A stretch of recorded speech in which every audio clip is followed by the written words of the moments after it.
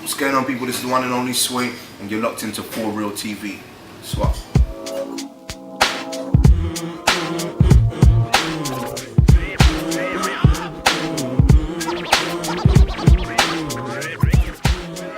So you're with Convict Music.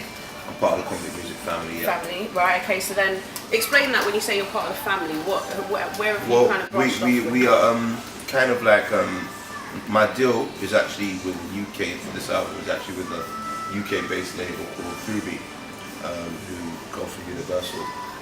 But in terms of my my publishing is with Bucks, Taupan, Piano Music. Piano Music is Giorgio Twanford's, and Babs, who is Convict International, and I'm under the whole Convict umbrella in terms of the company affiliations. I'm not directly Convict Music, but Akon plays a very critical role in my campaign, and so does Giorgio, so does Babs, and they're my mentors, they're my big brothers and uncles. Oh, good. So you do some of the production. Are you still doing production? Yeah, man. I produced some of Still Speeding. I mean, there's a lot of producers involved in that. Still Speeding is my new single out now, and I mean, like I even when I get a beat from producers, I don't usually just straight up rap on it. 9 out of 10 times, take it apart and mold it to. It's like like buying a car. Like what I mean, you buy the car, but you mold it to how you like it. Yeah, you might change this, might put rims on it, you might do that. I do that with beats as well. You know what I mean? Like I don't always usually take. It's very rare that I'll take a beat and that's the finished article, because the producer really won't allow that. So when you first started doing that with producers, did they actually get offended? It's kind of take it or leave it situation, because I'm very into collaborative work. You know what I mean? Like if I feel like the beat is like, and I don't mind it with the raps as well. A lot of artists are like, these are my verses, that's it. You know what I mean, if a producer comes to me and like, so you know what? I think you could go easier on the last line, it feels better. Yeah. You know what I mean? I could take that on board, because that's an opinion of somebody who's who's releasing music that I like. So So I'm not like one way, like this is it, my way or the highway. Like if you have something or you have a line in there that doesn't resonate well with you, and you think that people might not like the line, because I'm an artist at the end of the day.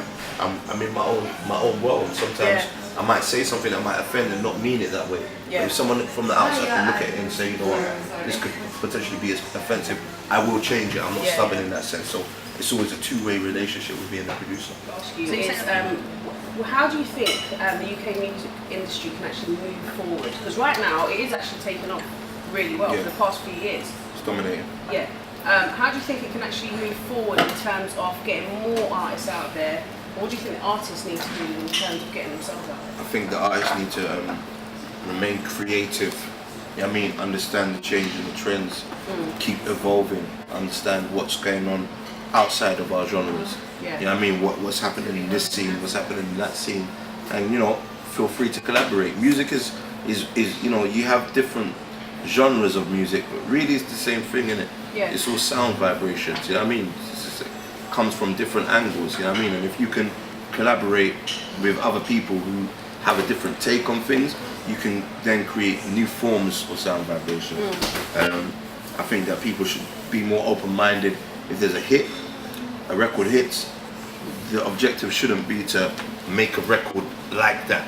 I want my version of this or my version of that, because you just set the scene back, and especially if you've got a machine to promote that, you're just going to be keeping the scene in the same area for a long time. You just got to think ahead, you know what I mean? Think above board and just go further with it. So artists need to remain creative. So kind of think out of the box and do them. Think out of the box without being weird for the sake of being weird. Because there's some artists that like, you know what, I've done a track, it's techno meets trance meets dubstep meets reggae, and it's calm down. You know what I mean? Like, I mean, there's being weird and there's being creative. Like there's a thin line, and a lot of people kind of waddle across the two. So Deliverance, that's the new album. When's that actually gonna officially be released? Hopefully within the first half of next year. You know what I mean? Like, we're just working on the singles now. Still Speeding being the first one. We've just confirmed the second one. I'm not gonna give away the title yet. And we just wanna build to a level where the album feels right to release. Because we could release an album now and it could do moderately well. You know what I mean? based on the fan base I have and the new following I have based on the hype of the Still Speeding record. But I want the album to reach a much wider demographic. I want it to be placed in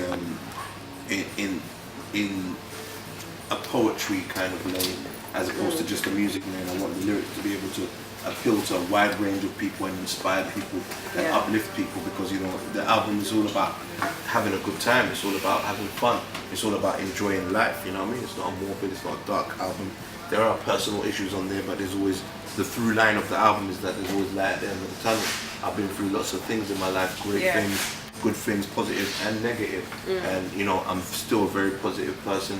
I'm still very aspirational, and to go through some of the things that I've been through and still be that way, it means that there is, a lot of people can do it as well, and I like to share that subject with people and share that energy with people. So Deliverance has to be an album that really reaches a wider demographic of people, so we will release it at the time that we think it's right. I like that actually, that you haven't actually got a specific release date, and you're going to just go with the natural progression of everything to see when it actually fits in for you. In this day and age, everything is played by ear. You can plan things, you always have to have a plan. You always say, like, I want the album to come out next year. I want it to come out early next year. I'm releasing a single on this date, I'm hoping the single will open these doors. But, like, you can stick to your plan, but you never know what's going to happen along the way that's going to make you go that way, or that way. You know what I mean? So it's like, you prepare for everything. You know what I mean? So and that's what we've learned as a team, being in it for the period of time. I'm a strong believer in natural progression. So the flow and just go with, because like you said, you don't know what direction it's ever going to take. So if something starts to drop, you've got to push it in a different direction to make it go the way you want, or vice versa. You've got to kind of be adaptable. When you plan too much, you start creating expectations, and when you create expectations, you're always trying to meet expectations as opposed to having fun. This record for me is all about having fun. There's been no rules. I've recorded the record and I've just had a laugh. I like that. There's been no rules to it. There's been no, you have to have this record out. You have to make a song for this fan base. You got to make a song for this fan base. You got to jump on the dubstep thing for the dubstep, and then you got to jump. No, it's just like, does this sound good? Yes? No? Yes? Cool. I'm rapping on it. I'm gonna rap about what I want to rap about. Does it sound crap? No, I'm not gonna do a dance record because dance is popping off. I'm gonna do a record that I think sounds good. You know what I mean? And if it's Afrobeat or dance, whatever, there's no uniform to it. Just have fun. Life's too short. And music is something I enjoy. I don't want to take the fun out of it. You know what I mean? I felt like on the second album there was so much pressure. I took the fun out of it. You know what I mean? And it reflected in the way I felt about the whole process. Not the album performance, because I think the album done moderately well, but the process. It wasn't as fun as when I first came out with the mixtapes and we were just we were rolling around in a Clio, dropping the CDs to shops and just having a laugh with it. It wasn't. I'm back in that time of where I'm not taking things too seriously, and I'm enjoying life. Do you think that's actually come with the success that you've had? The growth and the success that you've actually had as Sway, as an artist, as a producer with the whole music, does that freedom come because now that you've got to a certain position, you've got back the freedom what you originally had? Not particularly, because the more successful you become, the more people put pressure on you to become even more successful. You know what I mean? Like, so it's like, when you give in to people's pressures, it starts becoming about the rewards as opposed to the journey. You know what I mean? Like, people are like, I want to make an album so I can win a Mobo. I want to make an album so I can win a Mercury. This is the wrong attitude to have, in my opinion. You know what I mean? We got the Mobo because we were having fun and we were doing the best at what we were doing. We got the Mercury nod because we were having fun, and I didn't make an album specifically for those things. And I think a lot of people in this age, are looking at your Tiny Tempers, looking at your Chipmunks, looking at your Rex 32s, and seeing the accolades that they're receiving and thinking, I want that. I want my own team chain. You know what I mean? And it's like, okay, this is not the right attitude to have, because on if that's your aim, then creatively I mean, everything is geared towards that, and I mean, you're not adding nothing to the game. Have fun with, like, seriously, like, it's really important to enjoy what you're doing. You know what I mean? Once it becomes a chore, it's, you know, it's like someone working in retail. Yeah. You can see someone who's genuinely into fashion. They'll tell you about the fabrics, you know what I mean? And where it was made, and you know how many times the jeans have been washed before they stone wash, and the stitching quality and all as rest opposed to someone else, you say, have you got a size in this? And they're like, no, check the stockroom.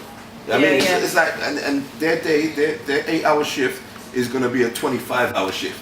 You know what I mean? As opposed to the guy who really is passionate about it, it's gonna feel like an hour. And whiz in and out of work, and this is great. You know what I mean? It's a great energy to have. So enjoy what you're doing. That's good, because I can actually feel, sitting here with you, I can feel the energy, the passion, and the fun element of it. I'm actually excited. You know, I want to hear what you've got coming out. I want to hear the new stuff, because it's been a little while. 2008? Yeah, 2008 was the first time. So, so it's been like a few years.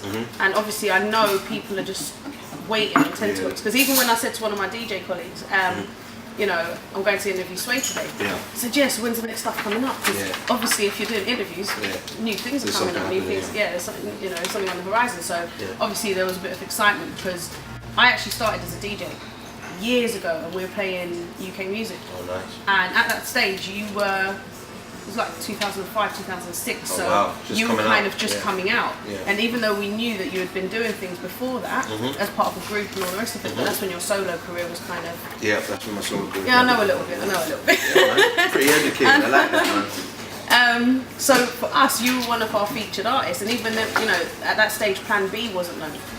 And we were playing Plan B and things like that, and it was, for us, we were playing the very underground music and kind of very street kind of music. So then to see the kind of development as well, it's quite exciting, especially for me.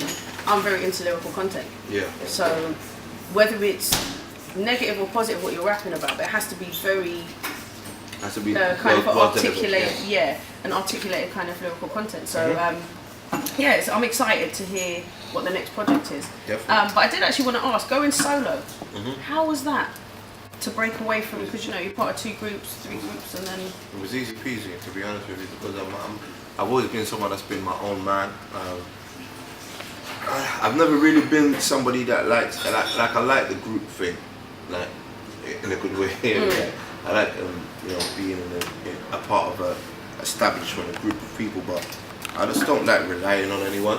You know what I mean? I don't like having to wait on people, or having to carry people, or having to be carried. You know what I mean? And when you have when you're solo, you have that freedom of, you know, if things don't go according to plan, you look at you look in the mirror and you fix that person up.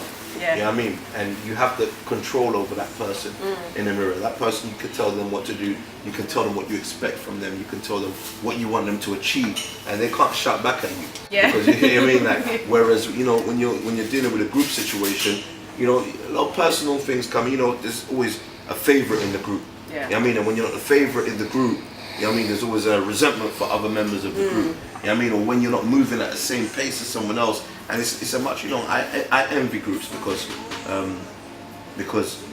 they've managed to, you know, subside all that crap. You know what I mean? A lot of them have and be successful, but it's just not for their example, you know. Okay, so talking of collaborations, who would you want to most collaborate with, and why? I'd like to collaborate with Bone Thugs and Harmony. Some of my favourites. Yeah, big massive Bone Thugs and Harmony fan. You know what I mean? Like, yeah, man. They're not still together, but if they were still a group, definitely be. Because they were actually over here. Yeah, 2 of them came over. You know what I mean?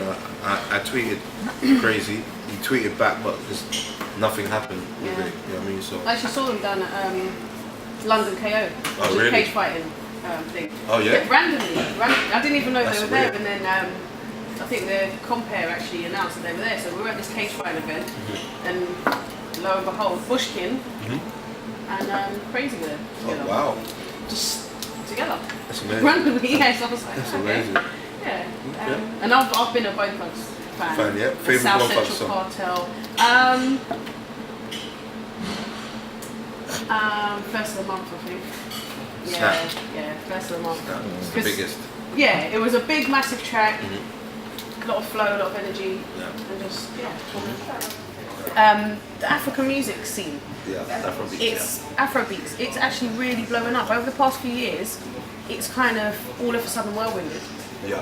From my opinion, you know, not growing up on any of that kind of music or whatever. If you've grown up, maybe you haven't, you know, you may not have seen the growth of it in the same way. But for someone who hasn't grown up on African music, on Afrobeats, and then to see the actual growth where it's in the clubs, every club must play Afrobeats. It's crazy. It's kind of a thing where the new dancehall.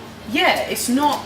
It's part of, you know, when you see a flyer or whatever and it says what music they're going to play, and you've got R&B, hip hop, bashment, Afrobeats. Yeah. It's there. It's up there. How do you feel about that? I'm very honoured and very proud about it. I mean, because you've actually been quite part of it. Yeah, definitely. We've all been a part of it. I mean, it's come a long way from the days that, you know, in the beginning. I remember when I first came out. Even before that, it was like, you know, nobody really knew who was African and who wasn't in the scene. You know what I mean? I think I was one of the earlier people to come out and say, you know what, I'm Ghanaian, I'm representing Britain, I'm representing Ghana, I'm proud of it. And a lot of other artists kind of like called out the woodworks after that, like, you know, well, I'm Nigerian, and it was great. It was great to see, and you know, there's a newfound energy, and there's a new kind of movement with the youth of where they found this new pride of Africa. Yeah. Because for a long time, you know, growing up, you know, in a society where you know, black people already are the minority, and then you have like the subdivisions within the black community.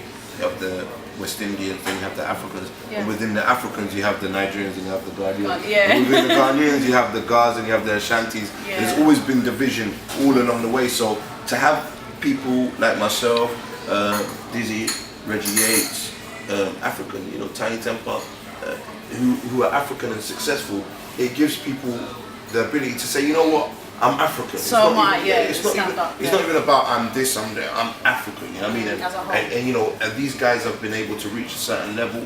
I can do it too. Yeah. I mean, you know, when you're growing up in school and you watch these, you know, the representation of Africa is either on the Discovery Channel with just animals, or you know, on the adverts with poor kids that need money. Yeah. You know what I mean? And you know, anybody who's not educated, who hasn't gone to Africa, or hasn't been there, or hasn't travelled, is just gonna take, you know, you take what you're given, and then they're going to believe that that's a representation of Africa. So anybody that they meet, Derek Sappho, you know, he's from that place with flies all over his face, as opposed to, you know what I mean? And it makes people embarrassed to say, you know, I'm from that place, because you can't always explain to everybody. You know what I mean? But now more people are traveling. There's more successful music coming out. You know, certain areas of Africa are developing a lot quicker. It's a great time, and it's definitely reflected in the movement of Afrobeats. You know, it's really nice actually. I could feel your energy about it. I can feel your passion that you're very happy about it. Because I'm happy about it. You know, like to have. It's nice to be able to see something flourish. And like you said, it came from a era, you know, years ago where there was the divide between Caribbean and African, and everyone. It was just like, you know, I know people who used to pretend like, I'm not African, no, I'm not Nigerian, all the time. You know, and I mean, comedians rip it all the time. You know, they really go into it to say, you know, now it's fashion. Because, you know, I mean, it's true what they say, because years ago when they used to say, oh, where's all the Africans in the building? Or, you know, they say, oh, where's everyone, where are you from, and all the rest of it. And now it's like, okay. It's roaring. This is roaring, like, taken over. When usually it was like, where's everyone from Jamaica? Who's in there from Jamaica? And the whole crowd would go crazy. Now it's like, who's from Africa? Yeah, okay. Now you can't even say who's from Africa. You actually have to break it down. Which part are you from? Are you from Sierra Leone? Are you from Nigeria? Are you from, you know, it's true, man. East and West and whatever it is. It's a new age, and it's a great age. It is a nice thing to see it moving forward. And this is just random. Totally nothing actually to do with your music career. Oh, okay. The lady on the tram. Thought we'll kind of touch on a little current issue. Yeah, so I have seen that. Because you've seen it. Okay, so what is your opinion? Because right now, everyone's going really hype. Everyone's getting really kind of crazy about this whole situation. Yeah. What is your take on it? What do you actually think? She's just a bit outrageous. It just shows that she has a very small brain and a lack of education. She doesn't, you know, I remember her saying stuff like, you know, they're all coming into the country. I don't think she understands British history. She doesn't actually understand the history of Britain and what actually comes from this land and what is being brought in by people from outside. It's a melting pot society. Everybody You know, so the breakfast that she's eating in the morning, where does it actually come from? And breakfast, the grains and the clothes, rice and the clothes that she's wearing. Yeah. I mean, if she was to take out influence from out the outside world, she probably wouldn't even be here. So just a lack of education. I feel sorry for her. Yeah, I just wanted to kind of gauge your opinion, because my opinion on it is that she was just voicing her opinion. Yeah, but whether it was right or wrong, everyone blowing it up and making this big hype about it, actually, I think it was kind of a little bit overrated. I blame X Factor. Do you? Yeah, because if it was better, then people would be more concentrated on more entertaining things on TV, as opposed to this little clip of this. I'm going to wrap it up with you. Coolio. It was absolutely a pleasure. Great pleasure meeting you. It was lovely to meet you. Loving the tattoos. Thank you. I'm a bit of an addict. That's it. Holloway Ink, if anyone wants to know. But yeah, so it was actually an absolute pleasure. My name's Lady TT. Once again, we're here with For Real TV. Yeah. And I'm sure we'll be hearing a lot of your music very soon. Definitely. I'll be looking forward to the album. So with Sway, Lady TT, For Real TV, and we're signing out.